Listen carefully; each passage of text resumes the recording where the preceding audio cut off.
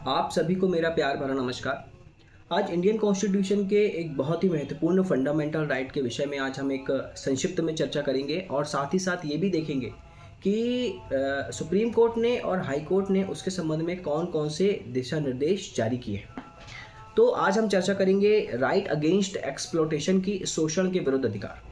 तो बेसिकली जो right against exploitation है, शोषण के विरुद्ध अधिकार है, तो ये इंडियन कॉन्स्टिट्यूशन के आर्टिकल 23 और 24 में जो है वो डिफाइन किया गया है। यदि आप 23 की वर्डिंग्स को देखेंगे तो उस पर लिखा है मानव के दुर्व्यापार और बलात्श्रम का प्रतिषेध, कि मानव का दुर्व्यापार, बेगार और बलात्श्रम को जो है वो प्रतिषिद्ध किया गया है और इस उपबंध का कोई भी वो जो उल्लंघन है वो अपराध घोषित किया गया है। कहने का अर्थ है कि जो हमें फंडामेंटल राइट दिए जाते हैं वो राज्य के विरुद्ध दिए गए, कि जब भी कभी हमारे फंडामेंटल राइट का उल्लंघन होता है तो हम राज्य के विरुद्ध क्या करते हैं, सूट फाइल करते हैं और अपने फंडामेंटल राइट को इन्फोर्स करवाते हैं। लेकिन यहाँ पर आप जो आर्टिकल 23 देख रहे हैं, इस पर यह लिखा हुआ है कि यदि कोई भी किसी भी तरीके से मानव का दुर्व्यापार होगा, बेगार होगा या बलात्श्रम होगा, तो इन तीनों ही चीज़ों को जो है वो प्रतिषिद्ध किया गया है। अब यहाँ पर इन अलग अलग शब्दों का अलग अलग मतलब है, उसके अलग अलग महत्व हैं। जैसे सबसे पहला शब्द आता है बेगार। इसको वासुदेव बनाम मित्तल जो जजमेंट था 1962 का, उसमें डिफाइन किया गया था कि बेगार का मतलब क्या होता है। तो बेगार का मतलब होता है बेसिकली किसी भी व्यक्ति से कोई भी आप काम करवा रहे हो लेकिन उसको कोई भी श्रम नहीं दे रहे हो, कोई भी पारिश्रमिक या कोई भी सैलरी या वेतन नहीं दे रहे हो और उससे आप सेवाएं ले रहे हो या कोई श्रम ले रहे हो, तो वो बेगार के अंतर्गत आता है। मतलब बिना पारिश्रमिक दिए किसी व्यक्ति से सेवाएं प्राप्त करना बेगार कहलाता है। तो आर्टिकल 23 के अंतर्गत उसको प्रतिषिद्ध किया गया है। दूसरा शब्द आता है बलात्श्रम। बलात्श्रम का कहने का मतलब यह है कि जो फोर्स लेबरिंग होती है, इसमें हम किसी व्यक्ति से ज़बरदस्ती श्रम करवाते हैं। बलात्श्रम में किसी व्यक्ति की अपनी इच्छा के विरुद्ध या दबाव डालकर जो है वो उसकी इच्छा के विरुद्ध और दबाव डालकर काम करवाते हैं। उसे भले ही हम पारिश्रमिक देते हैं फिर भी वह बलात्श्रम माना जाता है, क्योंकि जो हम उससे काम करवा रहे हैं उतना पारिश्रमिक नहीं देते। मतलब बलात्श्रम में क्या होता है कि हम किसी व्यक्ति से उसकी बिना मर्जी से उस पर दबाव डालकर, उसको धमकी देकर या ब्लैकमेल करके किसी भी तरीके से उस पर गलत तरीके से उसको दबाव डालकर हम उससे काम करवा रहे हैं। हम उसको कंसीडरेशन दे रहे हैं लेकिन जितना काम करवा रहे हैं उतना कंसीडरेशन नहीं दे रहे हैं, तो वो भी आर्टिकल 23 के अंतर्गत एक ऑफेंस डिक्लेयर किया गया है। और तीसरा शब्द आता है मानव का दुर्व्यापार। मतलब मानव या स्त्री को खरीदना बेचना, है ना, मनुष्य के शरीर के भाग को बेचना, वो सभी चीज़ जो है वो अनैतिक, या बालकों का या बच्चों का या स्त्रियों का अनैतिक व्यापार करना, उन तीनों ही चीज़ों को आर्टिकल 23 के सब क्लॉज 1 में जो है वो प्रोहिबिटेड किया गया है। यहाँ मैं आपको बता दूं कि जो आर्टिकल 23 है ये भले ही हमारा फंडामेंटल राइट है लेकिन ये एक पनिशेबल ऑफेंस है। मीन्स आप इंडियन कॉन्स्टिट्यूशन का आर्टिकल 17 और 23 देखेंगे, ये दोनों ही फंडामेंटल राइट ऐसे हैं जो दंड का प्रावधान करते हैं। यहाँ पर हमें दंड दिया जा सकता है यदि हम इन आर्टिकलों का उल्लंघन करते हैं। लेकिन आप आर्टिकल 23 का सब क्लॉज 2 देखोगे तो ये आर्टिकल 23 का ही एक्सेप्शन है, जिसमें ये लिखा हुआ है कि यदि सार्वजनिक प्रयोजन के लिए, मीन्स कंपलसरी सर्विस, है ना, पब्लिक पर्पस के लिए यदि कंपलसरी सर्विस जो है वो प्रोवाइड करना है ना, जैसे कि सार्वजनिक प्रयोजन के लिए जो है वो राज्य ने ऐसे कोई भी नियम बनाए हैं कि कंपलसरी सेवाएं जो है वो आपको देना है, तो और राज्य जो है वो धर्म, मूलवंश, जाति और वर्ग के आधार पर कोई भेदभाव नहीं कर रहा है और आपसे कोई काम करवा रहा है, तो वो आप ये नहीं बोल सकते कि वो आपका शोषण कर रहा है। कहने का मतलब यहाँ पर ये है कि यदि गवर्नमेंट जो है वो पब्लिक पर्पस के लिए किसी व्यक्ति से सेवाएं ले रही है और उनको किसी भी तरीके कोई पारिश्रमिक नहीं दे रही हैं, तो वो आर्टिकल 23 का उल्लंघन नहीं माना जाएगा। लेकिन यहाँ पर ज़रूरी ये है कि धर्म, मूलवंश, जाति और वर्ग, इनमें से किसी के आधार पर भी जो है वो भेदभाव नहीं किया जाना चाहिए। इसके संबंध में सुप्रीम कोर्ट ने समय समय पर कई जजमेंट पास किए हैं। मैं कुछ जजमेंट की चर्चा करूँगा आपके सामने। पहला जजमेंट है Dina versus union of India AIR 1983।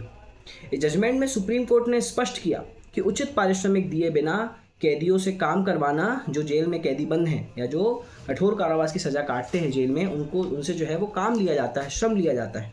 तो जेल में जो भी कैदी काम कर रहे हैं उनको उचित पारिश्रमिक दिए बिना या न्यूनतम मजदूरी अधिनियम के अंतर्गत जो भी मिनिमम वेजेस तय किए गए हैं उतनी मजदूरी दिए बिना किसी भी कैदी से काम करवाना आर्टिकल 23 का उल्लंघन है। साथ ही साथ Neerja Chaudhary versus state of Madhya Pradesh 1984, इस केस में सुप्रीम कोर्ट ने स्पष्ट किया कि राज्य का ये दायित्व है कि वह बंधुआ मजदूरों को मुक्त कराए, साथ ही साथ उनके पुनर्वासन की व्यवस्था करे। मतलब बंधुआ मजदूरों को मुक्त भी कराना है और उनके पुनर्वासन की व्यवस्था भी करना है। अगला जजमेंट है चंदा बनाम स्टेट ऑफ राजस्थान AIR 1959। इस केस में सुप्रीम कोर्ट ने स्पष्ट किया कि इस केस में बेसिकली हुआ क्या था कि गांव के एक मुखिया थे, उन्होंने ये कहा कि भाई देखिए हम चाहते हैं कि गांव में साफ़ सफाई हो, तो हर घर का परिवार का एक सदस्य आएगा और गांव के तालाब में जो है वो साफ़ सफाई करेगा, तो उसमें उसको किसी तरीके का कोई पारिश्रमिक नहीं दिया जाएगा। लोगों ने आपत्ति किया और बोला कि ये हमारा शोषण हो रहा है क्योंकि हमसे तालाब में साफ़ सफाई करवाई जा रही है और हमको कोई पारिश्रमिक नहीं दिया जा रहा है। तो यहाँ पे सुप्रीम कोर्ट ने बोला कि ये बिल्कुल भी आर्टिकल 23 का वायलेशन नहीं है, क्योंकि वो आपसे कंपलसरी सर्विस ले रहे हैं पब्लिक पर्पस के लिए। कोई वो अपने घर का तालाब साफ़ नहीं करवा रहे हैं, गांव का तालाब साफ़ करवा रहे हैं जिससे गांव आपका साफ रहे। लेकिन यहाँ पे जरूरी क्या है कि वो धर्म, मूलवंश, जाति और वर्ग इनमें से किसी के आधार पर भी भेदभाव ना हो। तो आर्टिकल 23 का ही जो एक्सेप्शन है वो आर्टिकल 23 का सब क्लॉज 2 है। इसमें एक और महत्वपूर्ण जजमेंट है people union for democratic rights versus union of India AIR 1982। जिसमें यह कहा गया था कि विहित मजदूरी से कम मजदूरी का भुगतान करना। मतलब हर क्षेत्र में क्या होता है कि किसी भी क्षेत्र में जो लोग काम कर रहे हैं तो क्या है, मिनिमम वेजेस एक्ट बनाया गया है, न्यूनतम मजदूरी अधिनियम, जिसके अंतर्गत मिनिमम वेजेस जो है वो डिसाइड किए जाते हैं। तो किसी भी व्यक्ति को मिनिमम वेजेस से कम देना आर्टिकल 23 का जो है वो उल्लंघन समझा जाएगा और उल्लंघन माना जाएगा। आर्टिकल 23 के अंतर्गत कुछ एक्ट जो है वो पास किए गए हैं आर्टिकल 23 को ध्यान में रखते हुए, जिसमें स्त्री और लड़की का व्यापार दमन अधिनियम 1986 शामिल है, अनैतिक व्यापार निवारण अधिनियम 1956 और बंधुआ श्रम प्रणाली उत्साधन अधिनियम 1976। ये तीनों ही अधिनियम आर्टिकल 23 को ध्यान में रखते हुए जो है वो पास किए गए। इसी श्रृंखला में हम अगले आर्टिकल की तरफ चलेंगे जो है आपका आर्टिकल 24। बेसिकली आर्टिकल 24 बात करता है आपका कारखाने आदि में बालकों के नियोजन का प्रतिषेध। यदि मैं बेयर एक्ट की वर्डिंग बताऊं आपको तो उस पर यह लिखा हुआ है कि 14 वर्ष से कम आयु के किसी भी बालक से, याद रखिएगा 14 वर्ष से कम आयु के किसी भी बालक को किसी भी कारखाना या कोई किसी भी खान में नियोजित नहीं किया जाएगा, या कोई भी ऐसा स्थान जो परिसंकट में है वहाँ पर उनको नियोजन नहीं किया जाएगा। कहने का मतलब ये है कि जो बच्चों की उम्र 14 साल से कम की है ना, तो उनसे आप सेवाएं ले रहे हो तो लीजिए, लेकिन आप उनसे कोई ऐसी सेवाएं नहीं ले सकते जिससे कि उनको किसी कारखाने में काम करवाना या खान में काम करवाना या कोई ऐसा हजारियस स्थान, मतलब परिसंकटमय स्थान जहां पर उनके जान मान को हर समय खतरा हो। आप ऐसे किसी स्थान पर किसी भी 14 साल से कम आयु के बच्चे को नियोजित नहीं कर सकते। जैसे किसी जहाँ पे बम फटाके बनाए जाते हैं, जहाँ पर विस्फोटक पदार्थ बनाए जाते हैं, जहाँ पर खदानें होती हैं, जहाँ पे खनिज पदार्थ जो निकाले जाते हैं ज़मीन के अंदर जाके, जहाँ पर उन बच्चों के शरीर को जो है वो हर समय खतरा है। यदि बच्चे चंद पैसे के लिए, क्योंकि बच्चे क्या होते हैं कम पैसे में काम करने के लिए तैयार हो जाते हैं, बच्चों को आप ऐसे स्थान पे काम कराएंगे तो उनके शारीरिक उनका विकास रुक जाएगा, या उनके शरीर की क्षमता के विरुद्ध यदि आप उनसे कोई भी काम करवाते हैं तो वो आर्टिकल 24 का वायलेशन होगा। साथ ही साथ ऐसे बच्चों को ऐसे स्थान पर काम में नहीं लगाया जाएगा। साथ ही साथ आप उनको काम से निकालें और उनके ही घर के किसी वयस्क व्यक्ति को जो है वो काम पे लगाएं। साथ ही साथ यहाँ पर स्टेट गवर्नमेंट का डायरेक्शन है कि जो भी व्यक्ति 14 साल से कम आयु के बच्चों को ऐसे स्थान पर नियोजित कर रहे हैं वो दिन में कम से कम 2 से 3 घंटा उनको पढ़ाई के लिए दें। ये नियोजन की जो है वो जिम्मेदारी है।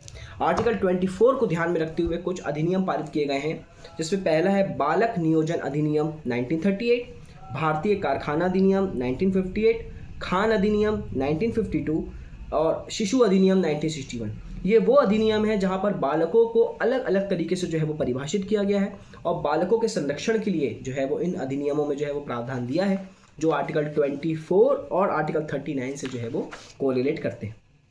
इसी में एक महत्वपूर्ण जजमेंट पास किया था सुप्रीम कोर्ट ने, MC Mehta versus state of Tamil Nadu 1996। दरअसल इस केस में हुआ क्या था कि विशाखापट्टनम के पास एक स्थान है शिवाकाशी, जहाँ पर बम फटाके बनाए जाते हैं।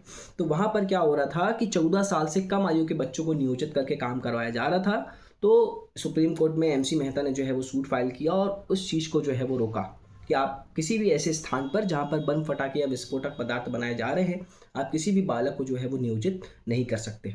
इसी श्रृंखला में जो अगला जजमेंट है labour working on Salal hydro project बनाम state of Jammu Kashmir AIR 1983। इस केस में कहा गया कि जो निर्माण कार्य होता है, जहाँ पे कंस्ट्रक्शन होता है, निर्माण कार्य जोखिम भरा काम है और 14 साल से कम आयु के बालकों को आप ऐसे किसी भी खतरनाक स्थान में जो है वो नियोजित नहीं कर सकते। तो ये था आर्टिकल 23 और 24। बेसिकली ये दोनों ही आर्टिकल जो है ये शोषण के अधिकार से संरक्षण करते हैं। आर्टिकल 23 बात करता है कि किसी भी व्यक्ति का शोषण नहीं किया जाएगा, और 24 बात करता है कि 14 साल से कम आयु के बच्चों को जो है वो किसी भी कारखाने खान में नियोजित नहीं किया जाएगा। यदि आप लॉ के इसी तरीके के वीडियो चाहते हैं तो मेरे चैनल को सब्सक्राइब कीजिए, बेल आइकन पर क्लिक कीजिए। यदि कोई कमी हो तो मुझे कमेंट सेक्शन पे बताइए। धन्यवाद।